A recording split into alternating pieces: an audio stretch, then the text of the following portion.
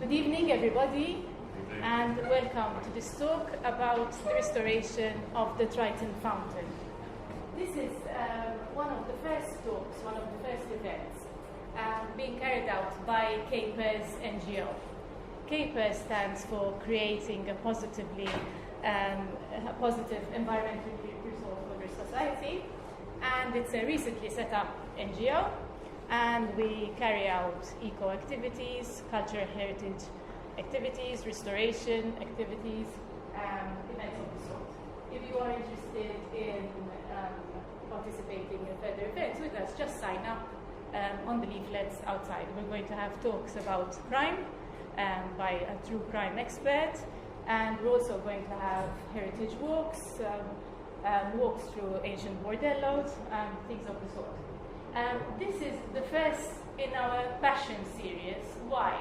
Because we have talkers, speakers who are very passionate about what they do.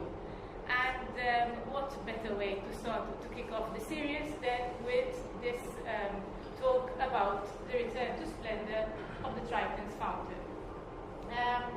The Triton's Fountain now is a thing of beauty. You walk into Valletta every day, people who are there, and they just glimpse up and they see this magnificent fountain, so it's beautiful. It's absolutely beautiful. But it wasn't always the case. I remember when I was growing up, it was grey, it was grotty, even though you could see the outline, the form of it. It was a bit, sort of eclipsed by pollution and the breakdown of everything. But at the same time, when I was growing up, there was another little boy, another admirer of the fountain, growing up and admiring it, and he's standing right beside me here. I was very impressed when I was talking to Kenneth Cauchi, when he showed me some old photos of himself. And one of the photos had a picture of a little boy with big blue eyes, looking very desolate, holding a newspaper report. That newspaper report was the report about the fountain which was broken during an activity and event. You see this little 8-year-old, 9-year-old boy with tears in his eyes, sort of looking very miserable about it. Well, that little boy grew up to be an expert restorer, and this is the story of his perseverance, together with other experts, to restore the fountain to the thing of beauty that it is today. And I leave you with that. Thank you very much.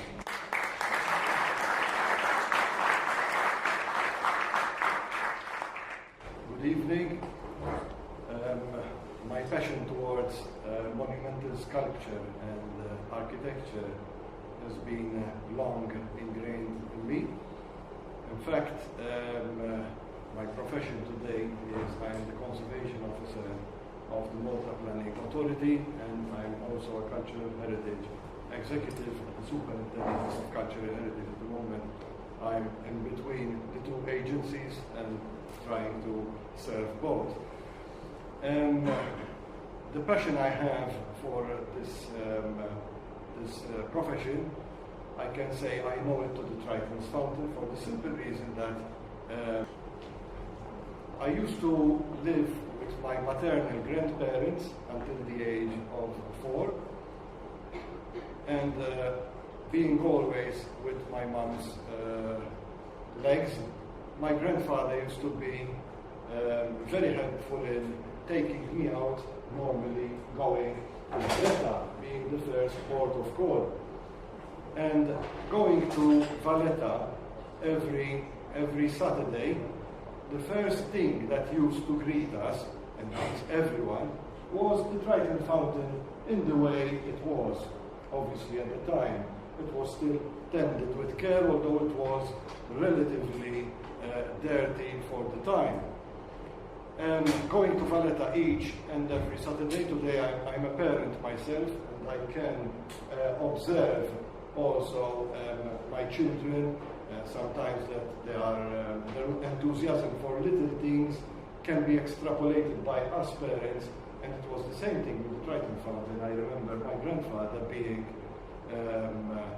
encouraging me to see my enthusiasm upon seeing the fountain, And arriving every Saturday, we built this sort of relationship with a monument, coming every Saturday, starting off with the Triton Fountain. And I remember clearly that for my grandfather to get me off the Triton Fountain, he used to get money out of his pocket and say, listen, look at what the Tritons have given you, let's go and spend this money on cheesecakes, you know.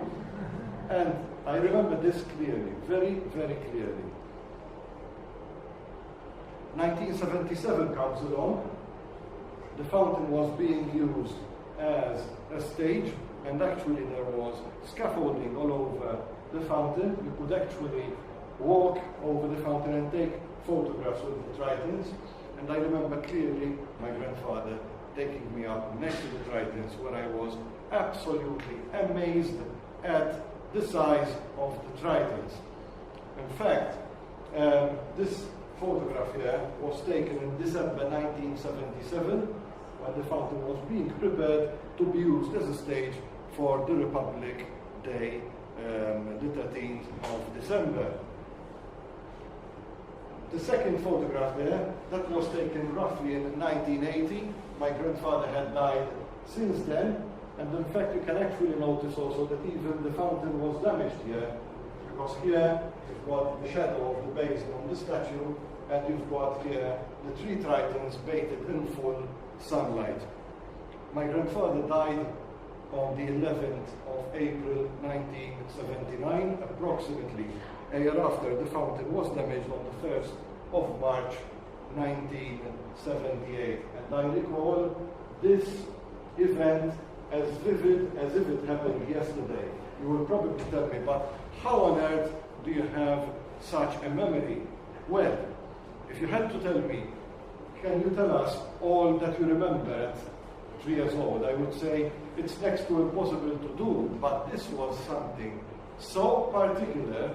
I remember my grandfather coming for me, Ken, let's go to Valletta because the fountain has been damaged, and they've just said it on the radio, and I remember going to Valletta and looking at the fountain in that terrible state. This picture obviously was taken on the next day, on the 2nd of March 1978, and I can assure you I was so devastated that I was actually sick. Things proceeded one after the other. My grandfather died in 1979, as I've said. 1980 came along, 1981, 1982, and the fountain remained there as a relic, just to remind me of better times that have gone past. I remember growing up, going to Valletta, whenever I go, just seeing the fountain as an eternal reminder of something that was and it is not there anymore. In 1986, clearly it was the 23rd of January, almost to date, 23rd of January 1986, I remember having Parents' Day on the day, and I can remember Parents' Day because Parents' Day was not such a pleasurable day for me. In fact, here amongst you, I've got an ex-teacher from college who can testify towards this. That year, we finished Parents' Day, obviously with the normal repercussions that Parents' Day has on a student. I remember my mother had errands to do in Valletta, and I was taken to Valletta all that day, and the minute we arrived in Valletta, I noticed that the whole Triton Fountain was surrounded by scaffolding, meaning that restoration from the modern dry docks was finally going to happen. And I remember being so excited, a lot of enthusiasm that something is going to be done finally here. However, I used to check on work progress, and I was dismayed to notice that there was an accretion added to the Triton Fountain, particularly a central pillar in the middle of the sculptural group, which I took very, very badly. I remember at the time. However, Vincent Tapa, who was actually the sculptor who made the Tritons, who was still alive at the time, he was 78 years old, had actually been consulted to intervene upon upon the structure himself, and the only thing that they could do at the time was put a central pillar underneath the statues, underneath the basin, to sustain the structural weight of the fountain. However, I remember I disagreed greatly at the time. However, I was only 14 years old here, and if Chevalier Vincent Tapa did it himself, for me it was endorsed by himself. So, point taken, and I had to accept it, but things were not to be. We've got it even in 2009, when I actually wrote in the Times about the disastrous situation with the Triton Fountain, because I was still observing what the situation was. Now, that is my link with the Triton Fountain, my personal link. Now, we're going on to the historical side of the fountain, how it came to be. I'm going to try to be as brief as possible. So, the Triton Fountain was constructed as part of the post-war period during the Harrison and Hubbard town designers, to lie precisely at the center of the axis of Republic Street and the Mall Fountain. It was part of a huge project. As everything else, you've got a father and a mother. You've got parents for anything, and in this case, the parents of the Triton Fountain were Vincent Tapa and Victor Anastasi. Vincent Tapa was born in 1909, Victor Anastasi slightly later, born on the 9th of August 1913, and we share the same birthday, coincidentally. But anyway, Vincent Tapa was an able sculptor. Victor Anastasi, on the other hand, was an able draftsman. He was also the chief draftsman of the public works. Together, they came up with the proposal of designing a monumental fountain placed planometrically on 4 divisions, based on Fontana delle Naiadi of Piazza della Repubblica in Italy. And here we are seeing the first doodles by Vincent Tapa, showing the similarity of both designs. Eventually, the doodles that Vincent Tapa came along with these, they transformed themselves into our Tritons, which are iconic for our capital city. The same goes for the travertine foliage that was designed by Vincent Tapa and sent over to Montecatini Marmi of Aquania, Carrara, to be carved in Roman travertine. The sectional elevation, we've got a sectional and plan elevation, which was submitted under the nom de plume of Triton, was submitted to the government at the time, which was part nationalist government, Partit Nazionalista, and part the Malta Workers' Party of Sir Paul Boffa, which together they made a government of coalition to govern Malta in 1953. Eventually, with all this, the design of Triton was selected. There were other contestants, but we cannot go into all this detail because we've got too much to cover in this presentation.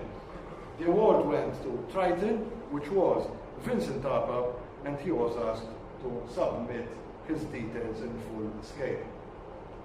The award went for simplicity, effectiveness, and artistic merit, which now we can understand better because we see the Triton's fountain in its full glory. It was all in travertino Romano. The contractor that actually built the fountain was Carmelo Grec, known as Il Patania, which is the father of the current owners of Smart Supermarket Parma and Pavi. And they started work on the 4th of June 1955, which is coincidentally my wedding day, but anyway, no links to that. Excavations started on the day, and they found trouble immediately. The main trouble that was found on site was that it was full of fill, mimlija terapin. The place was previously part fortification, part ditch, so you can imagine that at the turn of the 20th century everything was leveled very quickly to accommodate a vast piazza because of the increase in traffic which needed to be resolved as soon as possible. When they started digging, here we are seeing the report from the Times of Malta showing the excavation of the roundabout.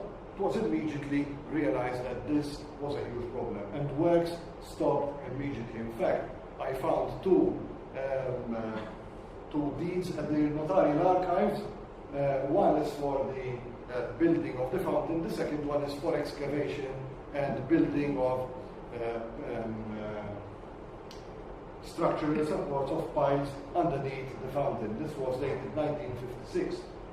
You can actually see this is a photograph taken of the central chamber underneath the Tritons during works, where you can actually see it is all fill, all in rubble, and these piles here in concrete are actually built, and a base of reinforced concrete is actually built upon them to sustain the whole fountain. This passage here, this tunnel, leads to the underground chambers of the fountain, which makes it operational. We're seeing here some photographs also taken from stills, from a film taken by Carmelo Grec. We've got about 18 minutes of footage of the construction of the whole fountain, and believe me, to find these films was part of a huge research process which I started in 2010 when there were plans to relocate the fountain. I needed to have all these documents at hand. Throughout the research, I got to know with their existence, but finding where these were was a huge nightmare. Eventually they were traced, they were converted, and they were restored, and each second of filming consists of 18 frames per second, and each frame had to be restored by Photoshop just to get a good resolution. This is another photograph of the tunnels underneath the fountain, and here we are seeing another photograph taken during construction showing construction arriving at a rather advanced stage. Now, what is interesting here is to note the size of the blocks, weighing about 2 tons each, being maneuvered on site without the help of any cranes. And the reason was that Carmelo Grec had devised his own method of construction, his own crane, by installing this beam here, fitted to the center, complete center of the whole monument, and this could actually turn around the whole monument like a compass, and it could be loaded also. So in actual fact, they used to pull the loads, hook them onto this beam, and shift the beam wherever they wanted to place the load right in place. So you can appreciate this ingenuity. Secondly, while all this was happening, at Palazzo Parisio in Nasciar, in the limits of Palazzo Parisio, which is in today's trade fair grounds, we have Vincent Apa modeling the Tritons in plaster of Paris. He was modeling them on his friend, architect Gaston Bianchi. And Gaston Bianchi was actually also the architect responsible for the construction of the trade fair grounds. And the links we have between Vincent Apa, Gaston Bianchi, and also his relative Victor Anastasi are the fruit of our labors here, that we are actually each day finding new information, and the web is coming out quite nice. They were cast in Naples, they were cast in Fonderia Lagana, and they were brought over to Malta in January 1959. Now here I have to make a small political parenthesis. I don't speak about politics, I am not a politician, but I have to say this.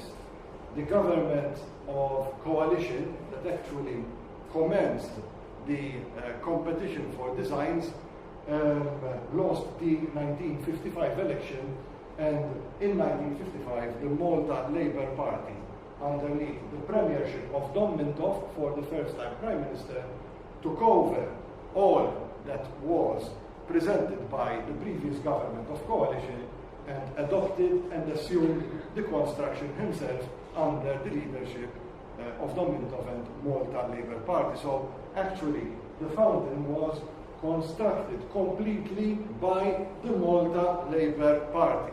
However, the competition and designs were awarded and initiated by the Nationalist Party and the Malta Workers' Party. So here we have the political scenario of the 50s, basically the time where we have the political snakes and ladders, where everybody ruled but nobody ruled.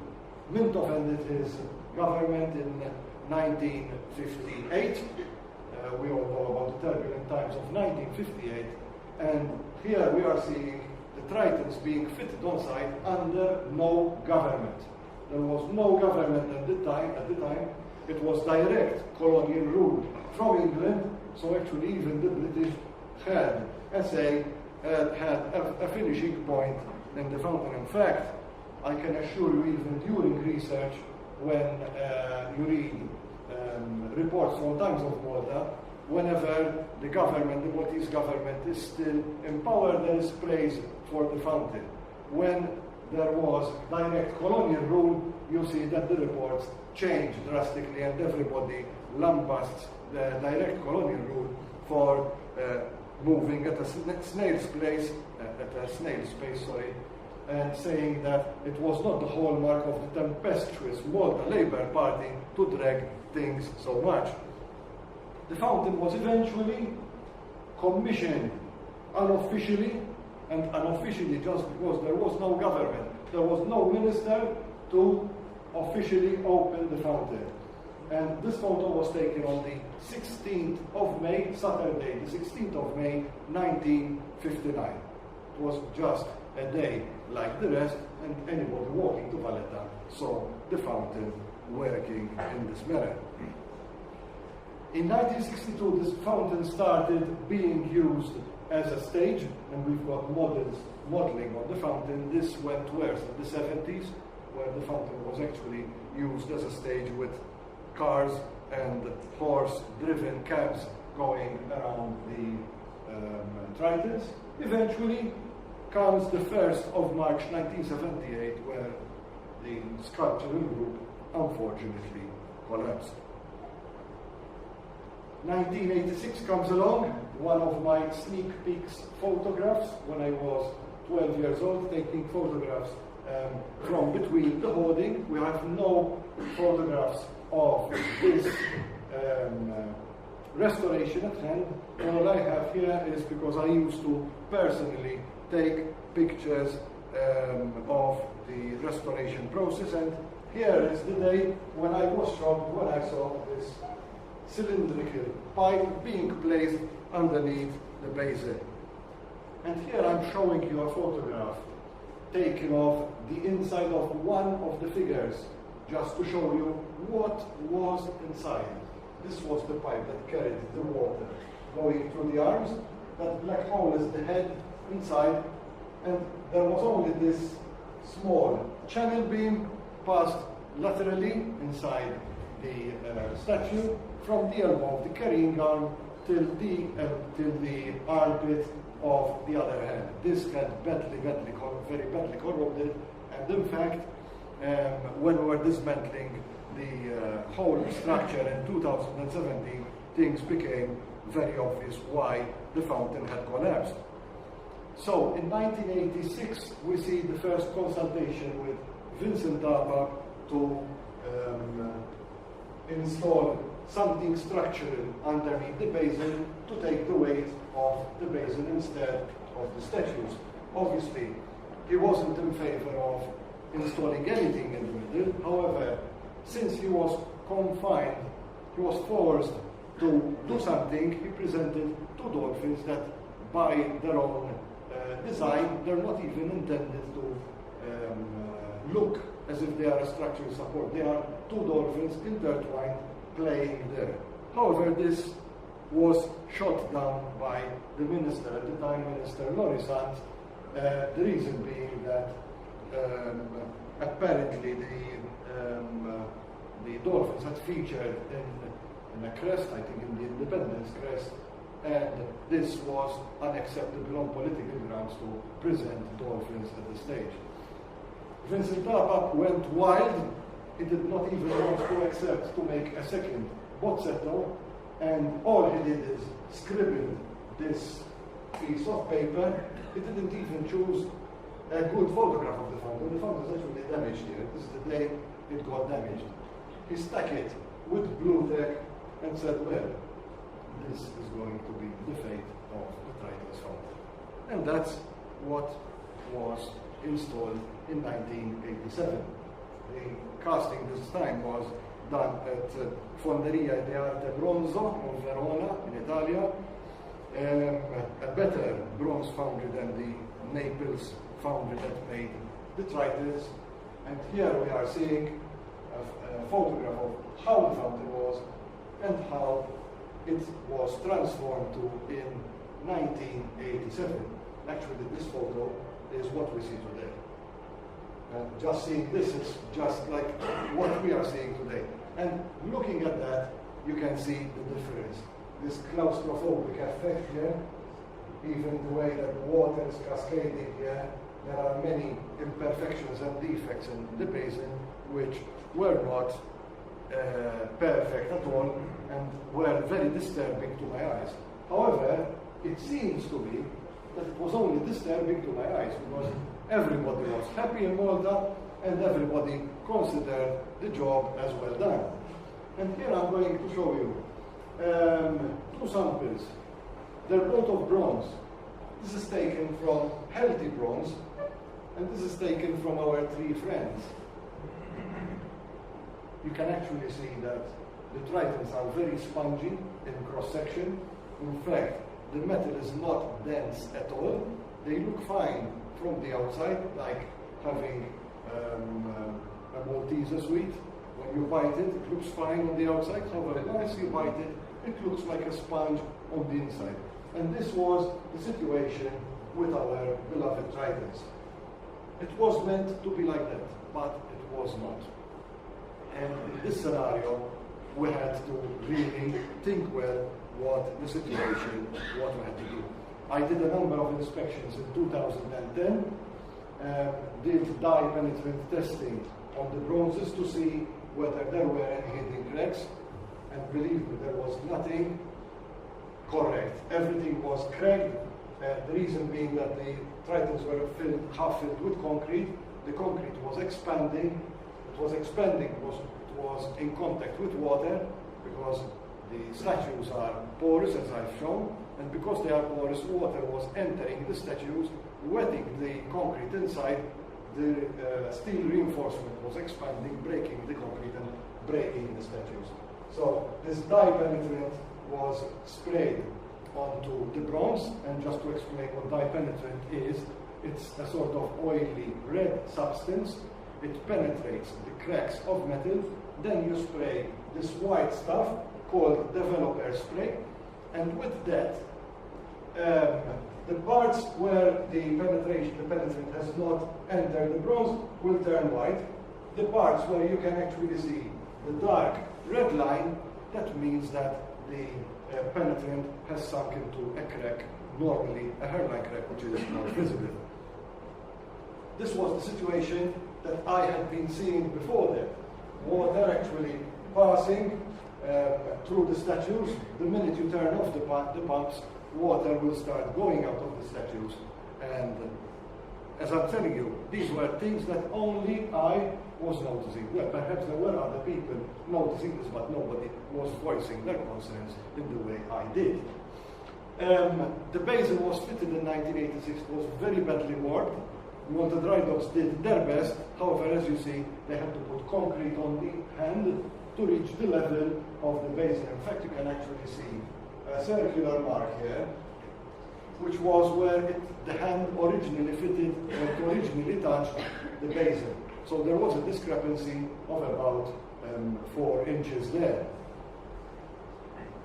Seeing the basin at this angle, you can actually see the warping of the lip. It should be completely straight, and all this discrepancy was corrected by casting concrete, a border of concrete, around 750 kilograms of concrete on the basin, trying to equilibrate to calibrate actually the periphery of the basin.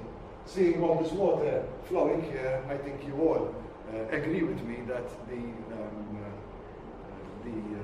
experiment was not successful.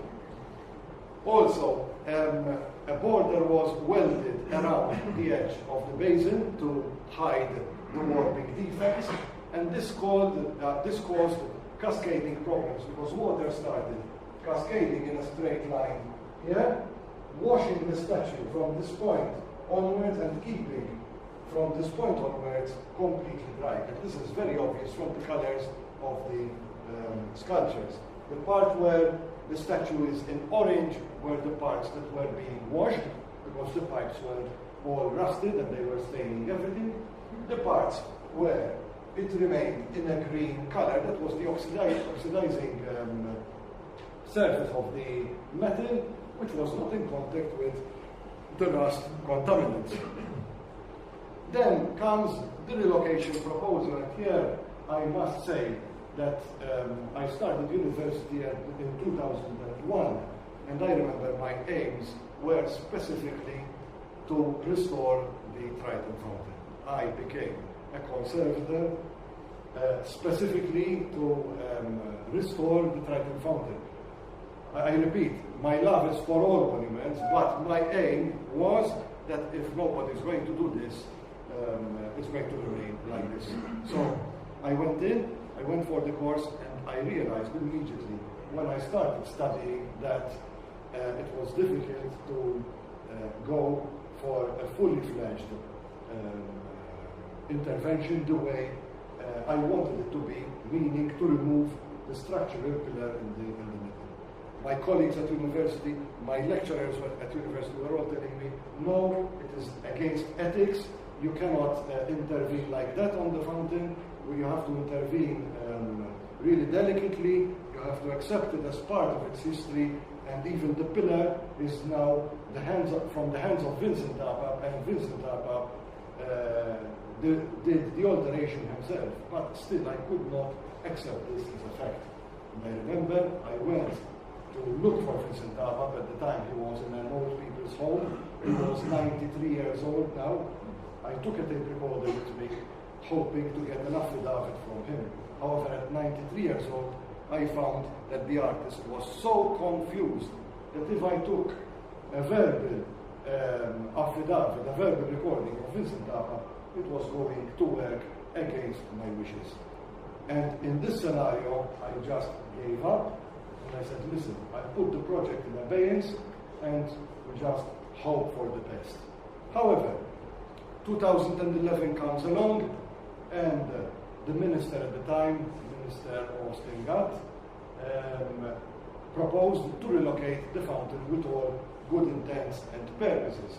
And the minute I heard this, I was at the planning authority in my current position, and I remember my first reaction was of utter shock. I mean, the fountain needed care and attention, but it did not need this intervention. So I dedicated all my strength and all my patience to persuade the powers that be that this proposal was inappropriate. And I remember I was very, very tense at the time, and it was the most sad part of my whole journey to finally restore the Triton's fountain. Remember, this was being proposed by none other than Renzo Piano, who is a world-renowned architect, and with all due respect, I have big respect towards Renzo Piano. However, in this situation, I was in big disagreement, and I was in big disagreement with big architects of big names, and also with a minister which at the time was considered very strong. We did a tentative meeting, and the proposal was to move the fountain from its current position to this site next to the Air Force Memorial. I remember Minister Gapp was very, very punctual. We went in for the presentation. He gave me only 10 minutes for me. I've got other meetings, so you have to be as concise and precise as much as possible. I want you to be in our team to relocate the fountain. Glad to have you on board, but the fountain has to move. And I was trying to be as calm as possible because I did not want to upset the whole situation. And the minute I started my presentation, and I declared all the time, declaring with you about the history of the fountain, the state of the fountain, the fragility of the fountain, all the problems that were incurred, it was clear as daylight that the minister was getting second thoughts. And what was also clear is that it appears that they were misinformed too.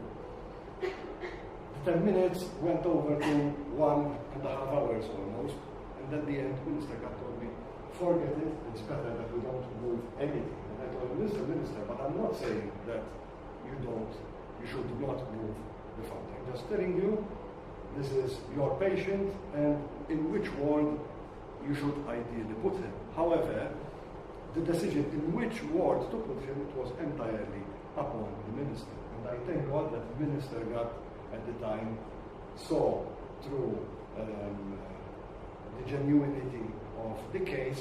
It was very, very reasonable, and he told me, listen, so I need a big job from you. He told me, do me a proposal for restoring the full fountain in the way it was. And these here are a list of presentations which I actually undertook with different people. You will notice that the first two are the same to the same person. And the simple reason is the first one was done as a trial, and the second one we cleaned the first one to make sure that the presentation we did was foolproof, to the point, and hitting directly home where we wanted it to be here. And Minister Gapp gave me the faculty to make contact with international specialists in the field to see what was possible and what was not possible. And eventually we started moving. Went to Minister Mario De Marco at the time. I remember going there, doing the presentation, and after 45 minutes, and Mr. Dr. De Marco was very interested. However, told me, listen, I cannot help you. All I can tell you is one thing. My father used to tell me, persistence, insistence, and consistency. He told me, I'm sure you have it. If you keep those in mind, you will eventually arrive. And I spent the whole of 2011 running from one minister to the other against all odds, only to persuade them not to restore the fountain, to keep it there. Just to keep it there. 2011 was dedicated completely to leave the fountain there.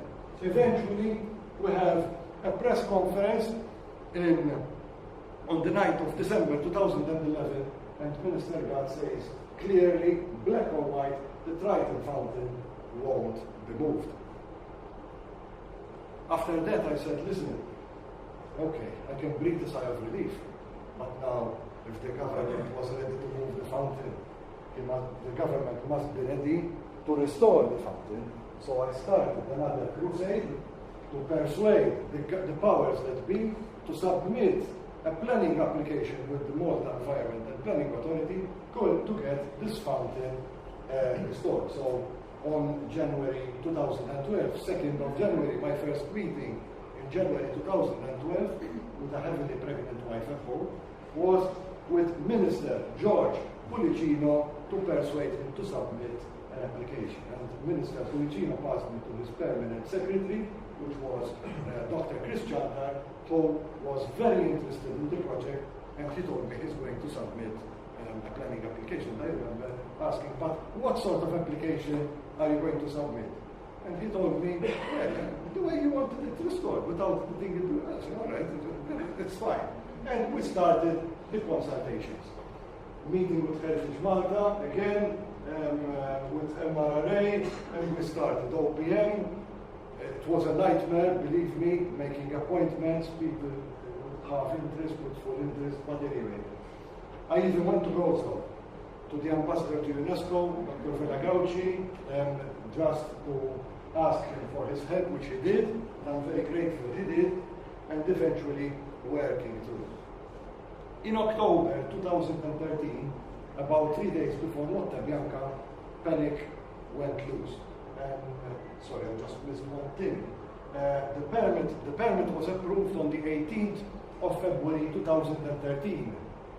And the elections were won just after 3 weeks, and government changed. And we have the Malta Labour Party now, which I had to start again from the beginning, starting with new people, with new ministers coming into power after a very long time. The fountain was definitely not in their priority list, but in any case, I was doing my best to resell this project to the new government. Thankfully, we had this incident with Notte Bianca when the fountain was diagnosed with Legionella disease. They called me, I was on a weekend break, I remember, and they told me, listen, what can we do to clean the fountain and have it with clean water for Notte Bianca? I told them nothing. It's impossible. I mean, in 3 days we're not going to empty the fountain for the simple reason that the drains were blocked. And with blocked drains, it took about 1 week and a half to drain. So what they did, on my instructions, they opened the drain, let it drain a little bit. I remember it drained about 30 centimeters, and they put new water into the contaminated water. So basically the situation was a dilute Legionella case. But in this scenario, thankfully at least, they could operate the fountain healthily. With the premise that after Notte Bianca, we're going to revise the situation, to drain the whole fountain, clean it, fill it with new water, check it for Legionnaires' disease. If it resulted to being still contaminated, we have to go for plan B. Notte Bianca passed, the fountain was cleaned, etc., tested for Legionnaires' disease, and thankfully it resulted positive with Legionnaires' disease. I was hoping that this would be the case, because the only situation with any politician is to have a dramatic situation where people start complaining. So, on the 24th of October 2013, the fountain was stopped and it started being drained. And I remember getting the phone call that the fountain was stopped. I went on site, opened the padlock, went down, switched on the pumps again, and switched them off. So the time the last person to switch it off. I checked that the drains were completely open. I took a photograph, obviously, of the fountain working for the last time at this historic moment. And from the day onward, Permanent Secretary Joseph Canus, from the Minister of Transport and Infrastructure at the time, the ministry was of Minister Joe Mizzi, took it upon themselves very seriously to set a technical team to assess what the way forward was going to be. Eventually, I was asked to give another presentation to the Permanent Secretary of the Minister of Finance to give us the funds for it. Because even the funds were not allotted as part of the Ministry of Transport and Infrastructure. They needed extra funds for the fountain. So basically, I had to also do a presentation in this regard. The steering committee was set, reporting to Permanent Secretary Joseph Carlos, and the members were chaired by Engineer Stefan Calamata, who is with us here, Architect Mireille Sadni on the civil engineering part, Engineer Brian Cauchi and Alex Vella on the mechanical side of it, Engineer Conrad Asa, who's here with us too, and Simon Allur on the electrical engineering, and myself as a consultant on the conservation of monumental sculpture and the historic consultant, because I had about 50 years of photographs of different periods of the fountain. The steering committee met to address all these facts on site. The most difficult was the ownership of the site, because the fountain lies dead center into a working bus terminus at the time, with buses around you. Even the logistics of crossing the road were difficult, let alone doing such a project and actually constructing a tunnel underneath the whole piazza to serve the fountain. We met on site many times with many contractors and contractors to be. I can never forget this meeting with the famous Ferdinando Marinelli of Firenze. Ferdinando Marinelli is an iconic person when it comes to dealing with important bronzes. I mean, Ferdinando Marinelli was responsible of casting the Porta Santa of the Vatican City, including also the huge horse of Macedonia. Just seeing Ferdinando Marinelli here next to the statue, a whole 13-meter casting there. It is in the works of Carlo Lanaro in Vicenza, where the Tritons actually went. And in this situation, we had no chance of error.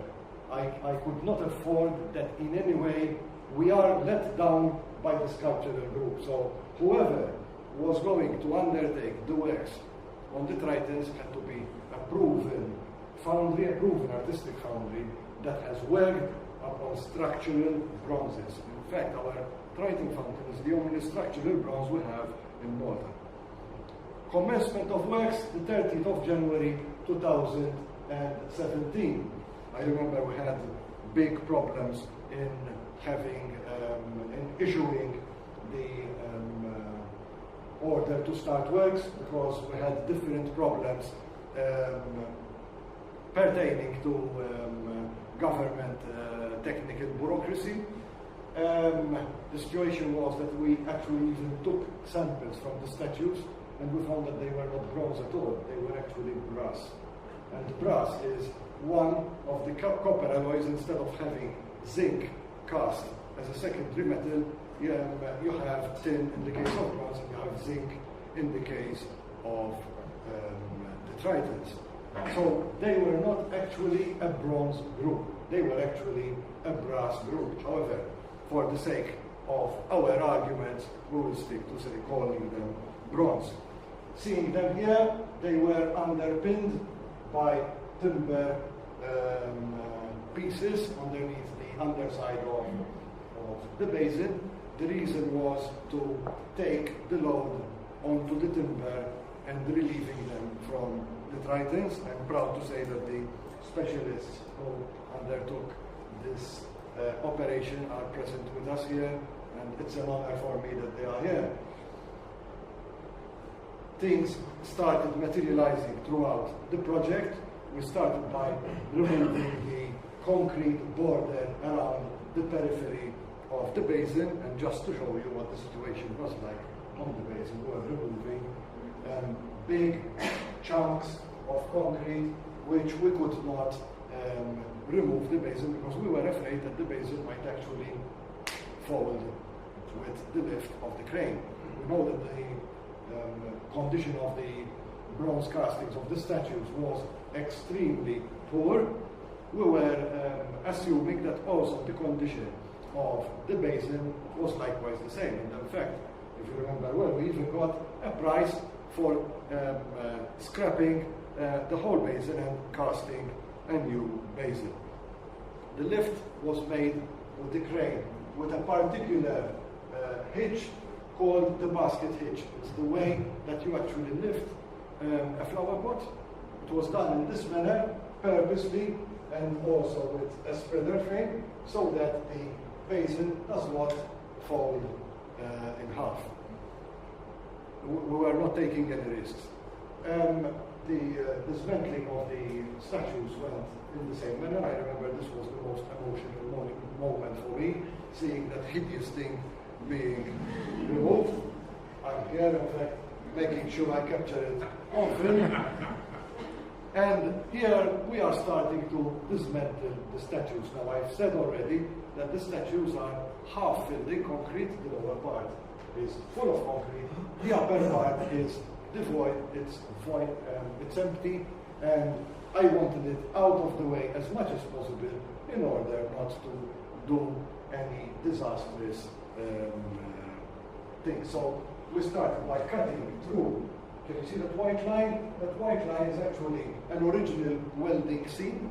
Just imagine you've got clothes and you want to cut the clothes. You cut at the periphery where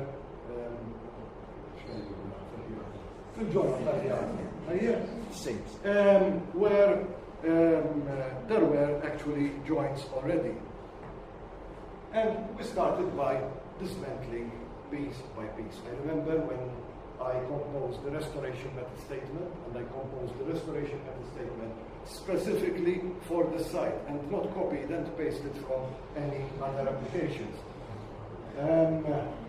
Secondly, I did the restoration method statement specifically after seeking guidance with a number of other professionals who deal in such works. They never actually dismantled statuary, but they've been slingers all along throughout their entire career, and together with their slinging experience and from our end, being art historians, we tried to come up with a restoration method statement typical, and we actually let the Tritons speak out themselves and actually dictate the methodology that we actually followed.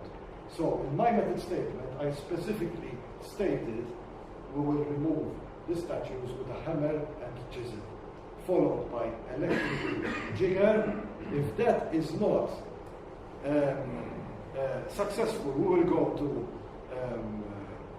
a jackhammer, and if that was still unsuccessful, we will go for a mini excavator.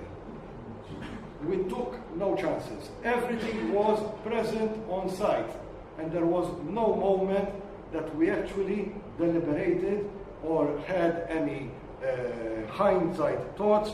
We just started, and the minute we started, we never stopped. We started off also by cutting out the tails of the Tritons.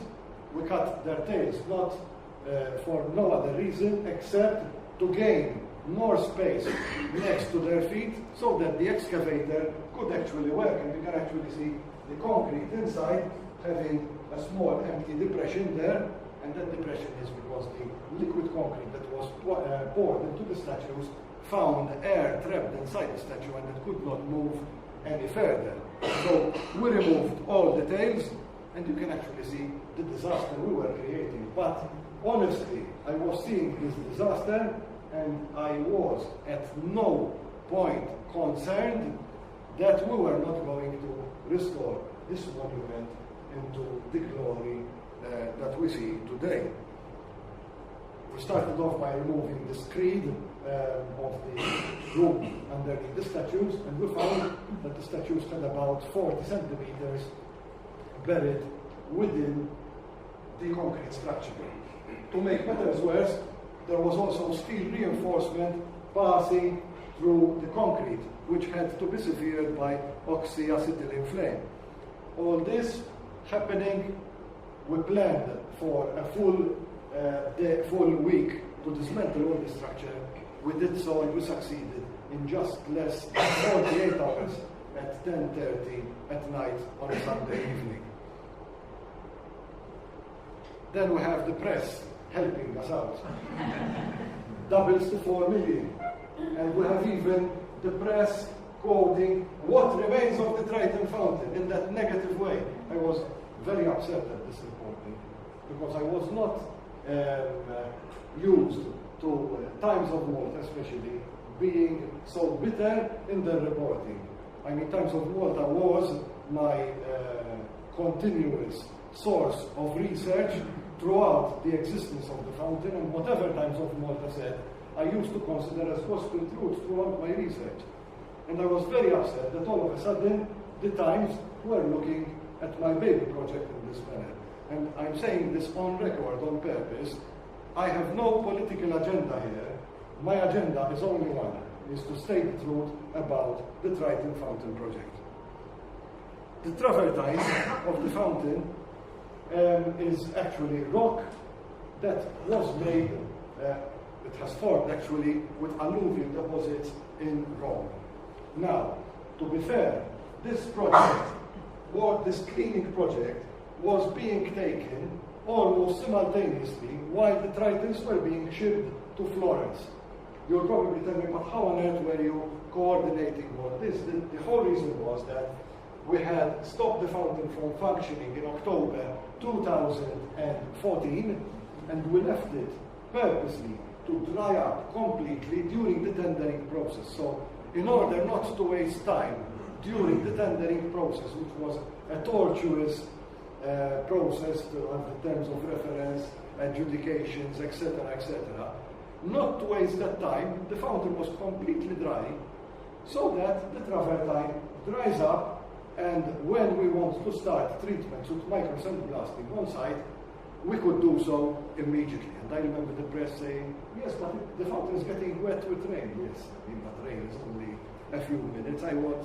My intentions were to remove the contact of 18 solid hours per diem every day, to remove that contact, which the whole travertine was completely soaked.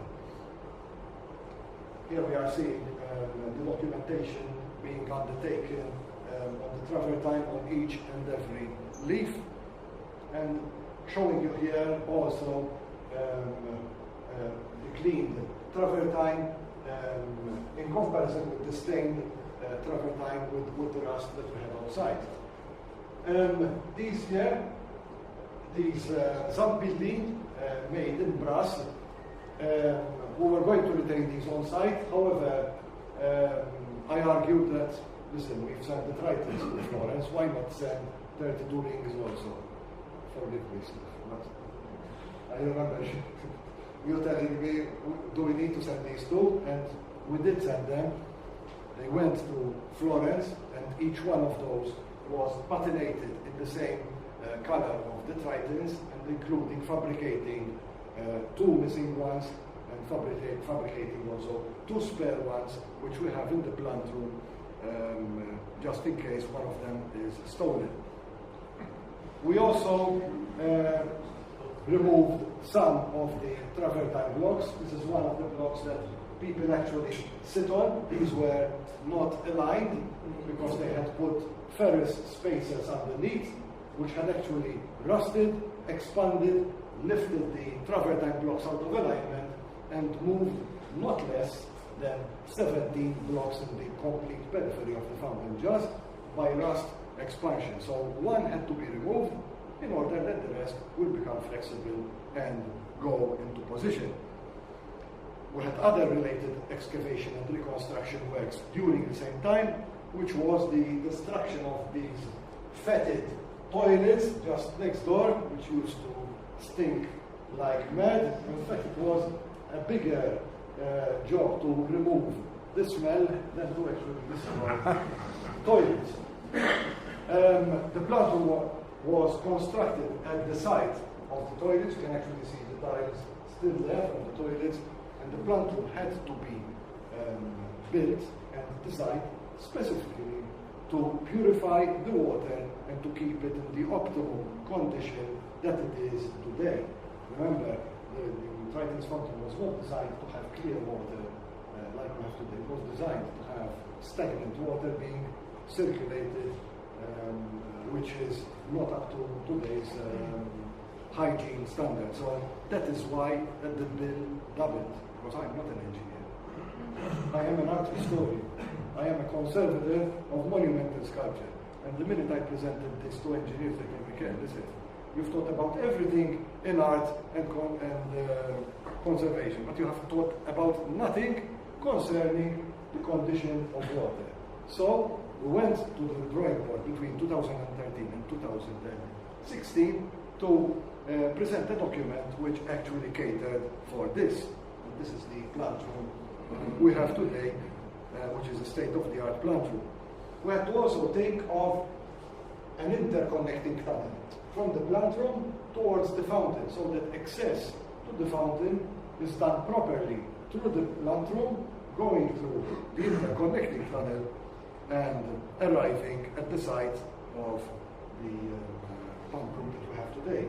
This is actually the finished interconnecting tunnel and the way it is presented today. At the same time, we were demolishing the central ceiling underneath the Tritons. This had to be demolished for the simple reason that when water dry docks did the alteration at the center for the water supply to pass through the center, they actually cut through the portal frames within the concrete. So basically the ceiling was not strong anymore. In fact, even water dry docks had designed a pier in the middle to sustain the whole ceiling. This had to be removed and recast. And this is the situation which I showed you before, showing the whole room without the ceiling. And to be honest with you, my biggest worries in the whole project was whether we will actually install the Tritons in their precise position. That was my biggest worry, because it was something that I could not see a solution. I'm admitting it today, but that was my biggest worry. This is the site where the original pump room used to be. This is the original pump room demolished completely. And this is the pump room we have today. Originally, the pump room used to have only 2 pumps, which were dedicated, one of them for the water feature at the bottom and the other one dedicated for the basin. This is not to be anymore. We've got 8 pumps, which will have only 4 water features. The other 4 pumps are standby pumps, just in case we have a failure. So we have these 2 operating the water at the bottom, and all the rest for the basin. We've got the dome, which is operated by a separate pump from a separate Triton. We have the small nozzles on the periphery of the basin being operated by a separate pump through a separate Triton. Whenever it is doing these 2 Tritons don't work, and the third Triton is operated by the last pump, and the water just cascades over the periphery of the basin. During this time, we have been on site. Now we are going back to Florence to show you what was being undertaken in Florence. And here we are seeing the minute that the Tritons arrived in Fonderia Marinelli. We took samples here to reconfirm what the analysis on site was, and we confirmed that the pollutants were mainly sulfur, oxide, rust, and even the chemical constituents of the metal was definitely brass. 2 of the Tritons here are seen being completely clean, while the third one is still with its contaminated patina. And here, just seeing the lower torso of each statue still full of concrete was a mind-boggling exercise. I remember, how on earth are we going to save the statues? But we strictly wanted to save those statues, although they were in extremely poor condition. So we started off by having manual excavators with jiggers, drilling through the statues to remove all the debris that was inside the statues. This was an easy part to remove, but the feet, as you can see, were also full of concrete, and to gain access to the feet was another big problem. So once they came to the feet, they had to actually open other windows in the feet and put their tools inside to excavate and remove all that filth. This is the amount of iron that was found in the concrete inside the Tritons and pipes, etc., which needed to be removed and was causing untold damage to the castings. These are the parts that were actually removed from the statues. Each and every one of them was marked. You can actually see the cracks that they have, and each one of them was separated so that we don't have a mix-up which belongs to which Triton. The damage in the statues was phenomenal. You can actually see the crack passing through a welding site. These pink marks are welding repairs done by Malta dry docks in 1986. You can actually see that this crack had been repaired by Malta dry docks, and it's still cracked through the welding joint again. And the reason being that the welding was performed at a place which was full of concrete, and the heat of the flaming torch caused untold stresses in the metal. The statues were then micro-sandblasted in the foundry to remove all the contaminants. We wanted to find the statues, we wanted to actually see the statues completely naked, completely in their bare metal. It was very important to assess each color of the brass surface actually, to know precisely what was happening. And just to give you an idea, you can actually see these circular marks here, which were very, very funny. They looked as if they had weasels. And we were thinking, but what on earth is this? You can actually see the marks here, more obvious in a part which was cleaned. And these resulted to be small screws. We call them in Italian chiodi di fusione. I know chiodi means actually nails. However, these were not nails. They were screws complete with thread, which were actually inserted by the original founder in the mold to anchor the outer mold and the inner mold together, so that these are secured and the thickness of the casting remains uniform throughout. This became obvious when the dirt was removed in Firenze, and each and every screw had to be removed, and these were in the thousands. Just to show you the interior of the casting, these were what we found in the statues. Each and every one of these became very obvious at this stage. Each screw had to be drilled out completely. I know it's hard to see this, but it needed to be done. It was the only way how the statues could actually see the light of day.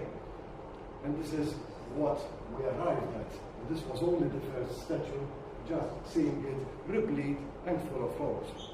Seeing this photograph here, that's no scene from any Christmas crib. That's actually the same statue full of holes. It was completely full of holes, and each hole had to be painstakingly closed, finished, and eventually patinated.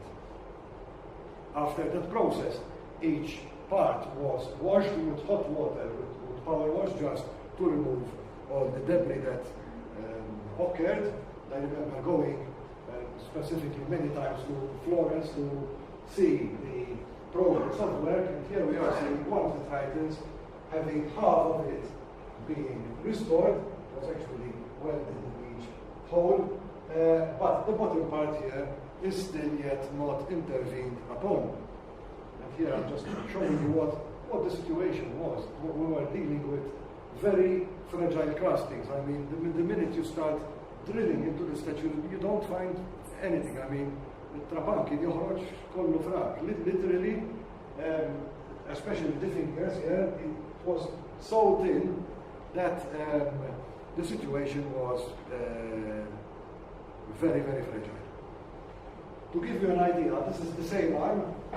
When we removed the holes, when these were spot welded, each and every one, which was eventually smoothed down, and we have the restored arm, but still not yet patinated.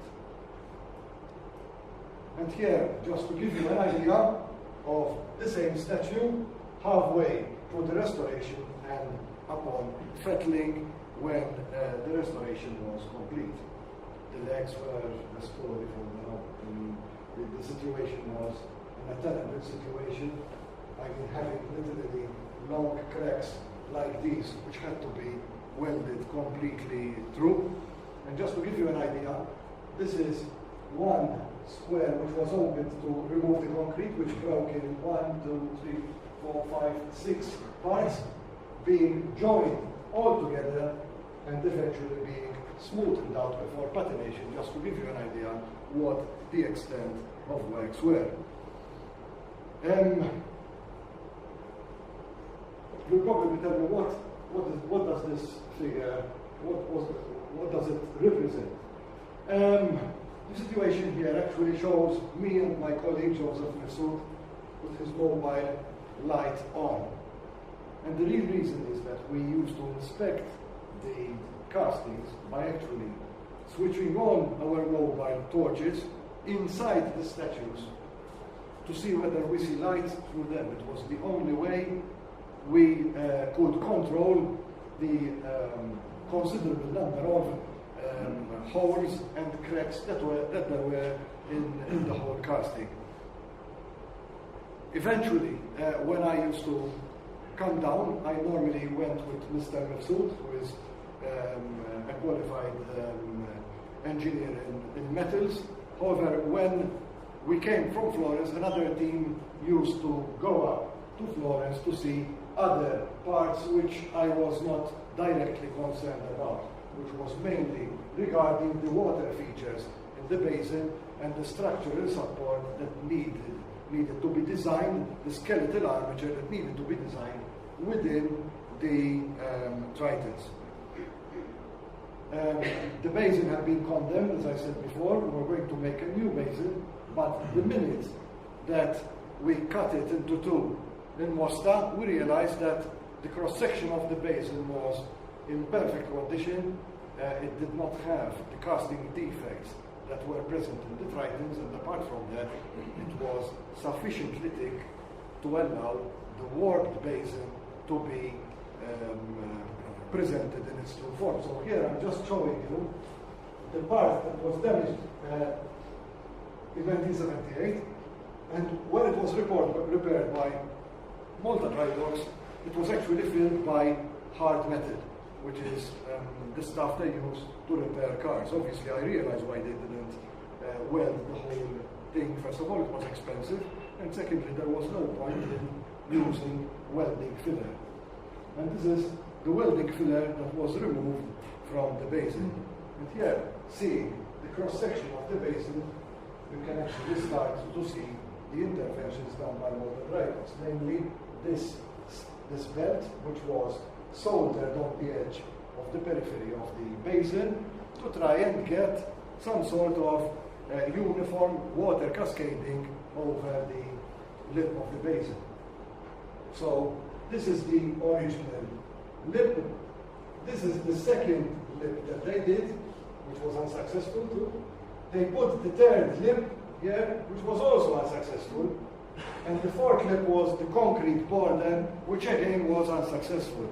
So you have to understand the constraints that were driving us crazy during the tendering process to decide whether we should retain the basin, whether we should make a new basin, and why we had allocated funds for a new basin. However, Ferdinando Marinelli, true to his word, the minute that we realized that the basin was savable, he told me we will do any effort possible. We're going to go into a lot of extra work, but we will restore the original basin. And these are the accretions and the junk that we removed from the basin. This is a photograph of the internal side of the basin. The part which is highlighted here in white is 1/16 of the whole basin. That is the only part which was correct. The rest was all warped. That was the only part, I repeat, which was correct. And in fact, even the way we cut the basin, we cut it in this manner in order not to pass through the good part. We knew about this beforehand. We knew precisely which 1/16 was correct before we started dismantling. So in order to retain this in the best possible manner to make a new basin. And in fact, we cut the basin because we thought we were not going to save it. But still, although the intention was to cut the basin and send it for scrap, we did not cut through the good part. And with that in mind, we marked which part was correct, we built out a template on the curvature of the extrados of the basin here, showing you the discrepancy underneath it here. Or empty, I could put my safety shoes underneath that, just to give you an idea what discrepancy we had there. And basically, we had to panel beat the whole basin and fit it to the correct curvature. So each welding joint, it was cut through, was severed through here, it was bolted and pulled until the curvature of the whole basin formed a complete and perfect extrados.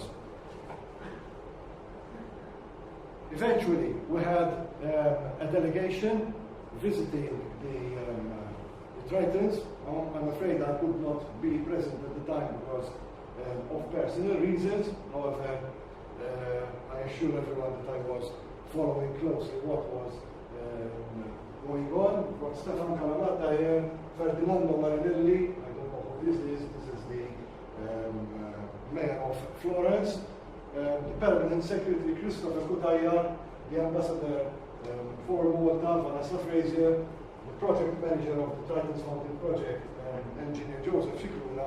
I don't know who the other one was. Eventually, when those were ready, the Tritons started a second journey. This time 300 kilometers north, going to Vicenza.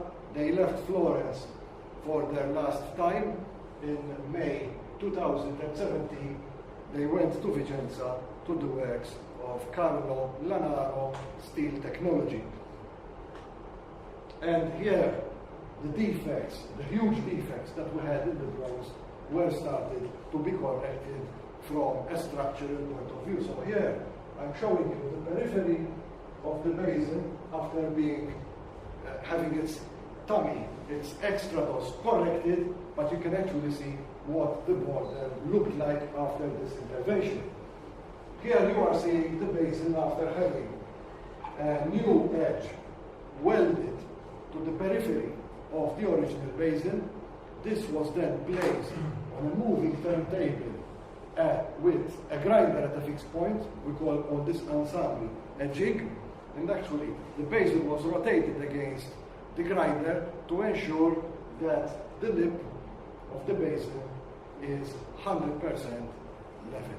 The precision that we achieved was near perfection, and the whole Tritons, including the basin, were installed with only a 3 millimeter discrepancy, which 3 millimeter discrepancy we also corrected.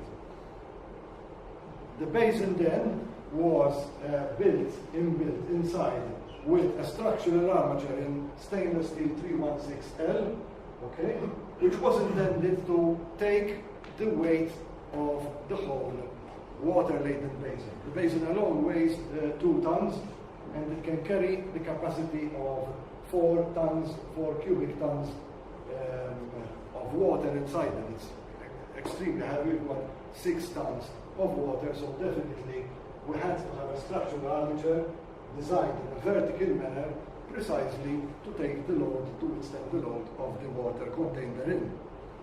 The statues were once again cut through the chest and a cross-sectional part through the arms. You're seeing the original copper pipe there inside the arms. I remember architect Murray Sabbu, the minute she saw this picture, going, oh my God, our Tritons, you know.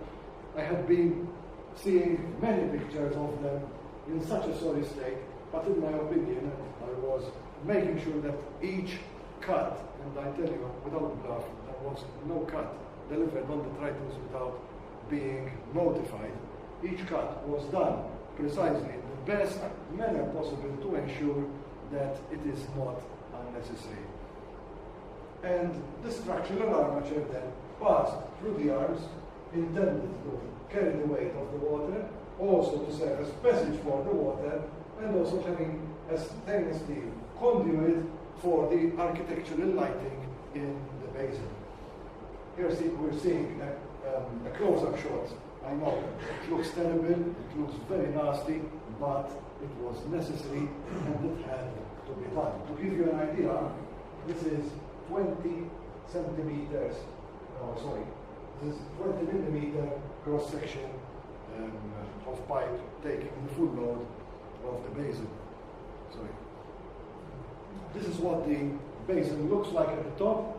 It has been internally covered with stainless steel, acting also as a double bottom to offset the volumetric capacity of the water. Because as we all know, the original setup collapsed for the simple reason that the basin was very heavy for the whole structure without a structural armature inside, and it had a double bottom to displace the water capacity of the whole basin. As we all know, Hooke's law in physics tells us that anything stretched beyond its elastic limit will be permanently deformed.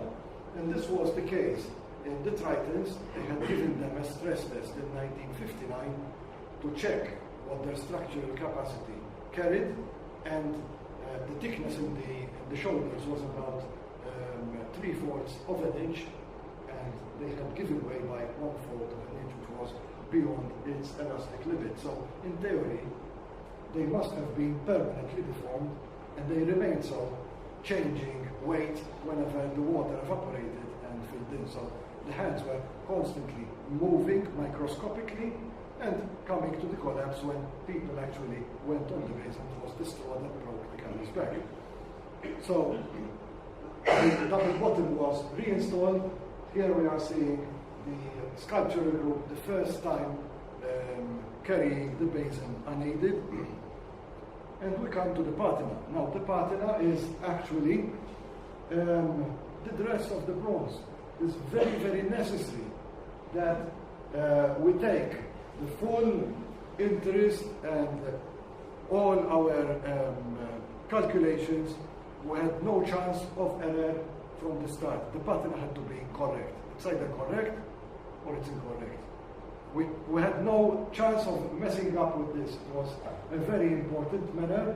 And also, the permanent secretary and even Minister Mizzi took it very, very seriously to ensure that the patina color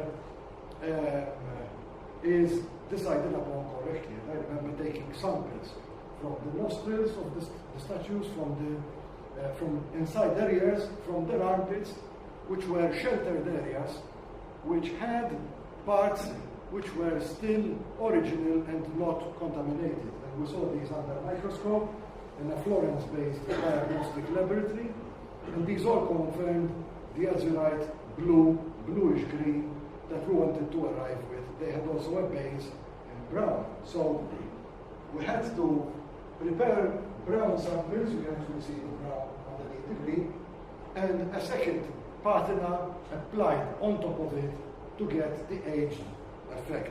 We tried it on also on the Tritons themselves. And here we have two different hues, because old photographs that we had were not very clear when it came to color. They looked bluish in old photographs.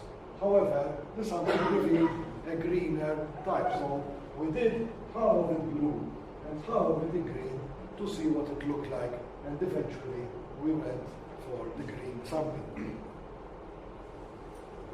Seeing them here at Carlo Lanaro, you can actually see the difference even in patina between these two and the third one. We had these problems of the alloy of the bronze not reacting uniformly with the chemicals that we were applying. The reason was that the casting in Fonderia Lagana of Napoli was not the ideal choice of artistic foundry. They used scrap metal to cast the statues, and the scrap metal gave rise of many different alloys in the same statue, which were causing all these patina problems, which were a nightmare to address. And believe me, the temperature here was about 38 degrees centigrade, and the restorers were working 12 hours a day to get the Tritons shipped over in the first week of July 2017. The basin was left for the very last because It was uniform in most parts. It had to be patinated so that all these welding joints were eventually smoothened out. Here we are seeing the edge in perfect condition. And here, when the statues were actually waxed over to seal the surface of the statues. Installation on site, this was a tricky business. It was a tricky business because even dismantling was very tricky, but for dismantling we had catered precisely for it. But for installation we were a little bit, I wouldn't say overconfident, but having new statues being installed on site, we were imagining that the situation was going to be straightforward. However, as these gentlemen that were with us, the technical team, can tell you, installation on site had its own challenges because the fitting of the original statues, the way they were fitted, they were just hung from the crane, put on the flat surface, and actually cast concrete around their legs and inside their legs, and everything hardened around the statues. As simple as that. We did not have that situation. We had a situation where we had a base plate with bolts coming out from the ground, and actually another base plate in each statue with the holes for each bolt, which had to fit in perfectly when the statue is being lowered by the crane. Now, since the center of gravity is rather odd because the statues are irregular, the minute you lift them up from the armpits, as they did originally, the base of the statue is not flat anymore, but it's in this position, while the floor is like this. So we had to lift the statues, well, you did lift them, not me. You moved the statues in this position to present the bottom of the statues parallel to the floor, to lower each and every statue directly into its bolt. So you can actually see the difference of the statue actually moving around in a perfect position. You can actually see the base here with the bolts being fastened to the floor. None of the statues is dipped in concrete anymore. And here, a template with the precise positions of each statue. You can notice the numbers, number 3, number 2, number 1, referring to each statue, so that these are calibrated precisely in position, and this is the only way that we could guarantee that the whole ensemble is erected precisely as it was. Eventually, we just lifted the basin onto the statues. This just took 2 days. In 2 days, we had them out from the plating, installed on site, and installed together with the basin. Originally, there used to be a big bronze brass, actually, spacer of solid cross-sectional thickness. This could not be accommodated anymore, so this had to be removed.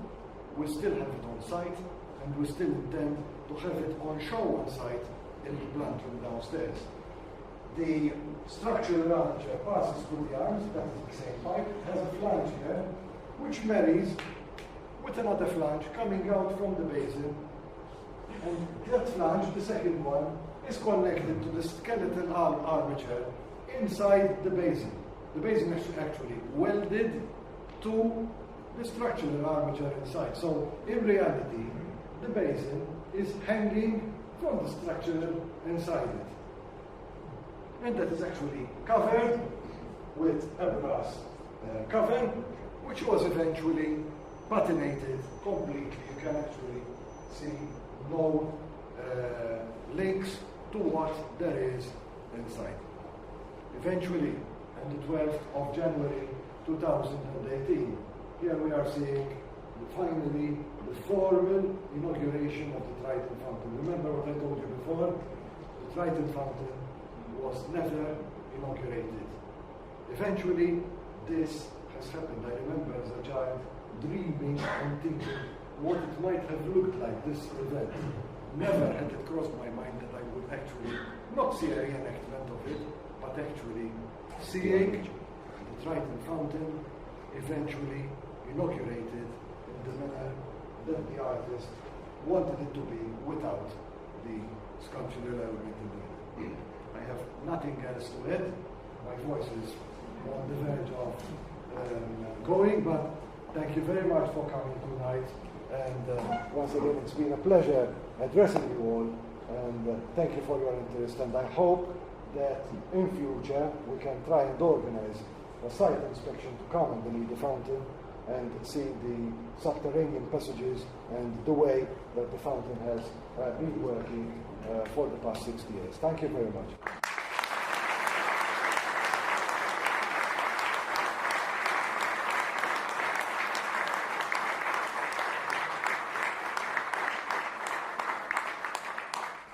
Very well-deserved round of applause for Kenneth, for this talk, but most of all for his work and the whole team's work, because these people are really our heritage heroes. So thank you very much.